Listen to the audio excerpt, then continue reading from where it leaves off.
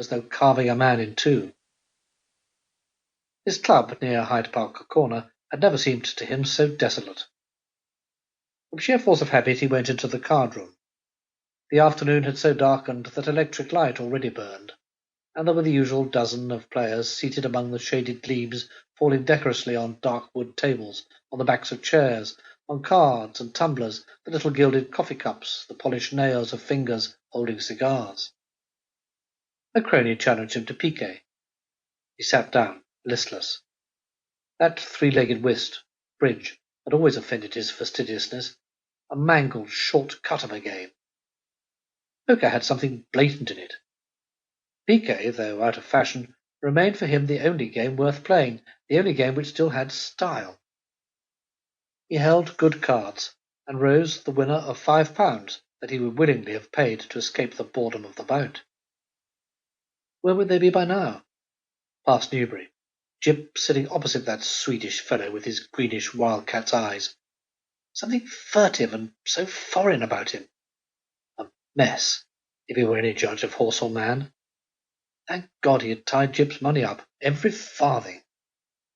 And an emotion that was almost jealousy swept him at the thought of the fellow's arms round his soft-haired, dark-eyed daughter, that pretty, willowy creature, so like in face and limb to her whom he had loved so desperately. Eyes followed him when he left the card-room, for he was one who inspired in other men a kind of admiration. None could say exactly why. Many, quite as noted for general good sportsmanship, attracted no such attention. Was it style, or was it the streak of something not quite typical, the brand left on him by the past? Abandoning the club, he walked slowly along the railings of Piccadilly towards home, that house in Berry Street, St. James's, which had been his London abode since he was quite young, one of the few in the street that had been left untouched by the general passion for puffing down and building up, which had spoiled half London, in his opinion.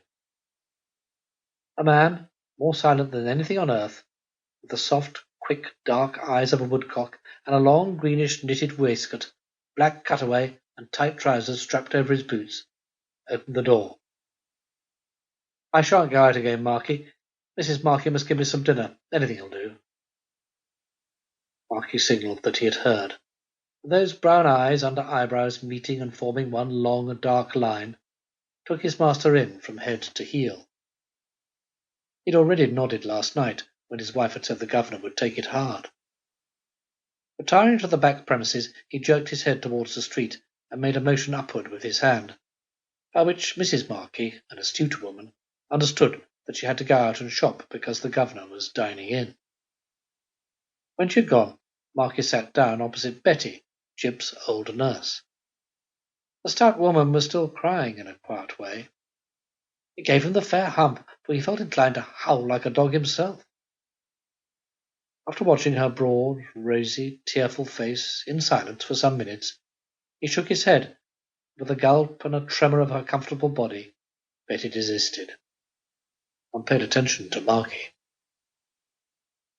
Winton went first into his daughter's bedroom and gazed at its emptied silken order, its deserted silver mirror, twisting viciously at his little moustache. Then, in his sanctum, he sat down before the fire without turning up the light. Anyone looking in would have thought he was asleep. The drowsy influence of that deep chair and cosy fire had drawn him back into the long ago. What unhappy chance had made him pass her house today? Some say there is no such thing as an affinity, no case, of a man at least, made bankrupt of passion by a single love. In theory it may be so. In fact, there are such men, neck-or-nothing men, quiet and self-contained, the last to expect that nature will play them such a trick, the last to desire such surrender of themselves, the last to know when their fate is on them. Who could have seemed to himself, and indeed to others, less likely than Charles Clare Winton, to fall over head and ears in love when he stepped into the Beaver Hunt ballroom at Grantham that December evening 24 years ago? A keen soldier, a dandy, a first-rate man to hounds, already almost a proverb in his regiment for coolness, and for a sort of courteous disregard of women as among the minor things of life. He'd stood there by the door, in no hurry to dance, taking a survey with an air that just did not give